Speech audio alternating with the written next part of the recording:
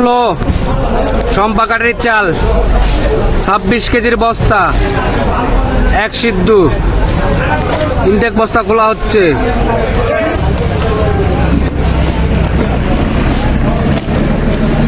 super quality সম্পা কাঠের চাল,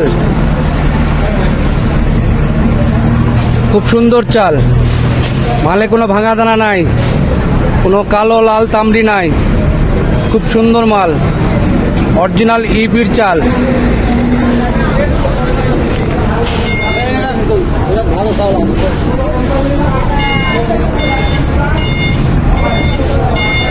মঙ্গল কাকা,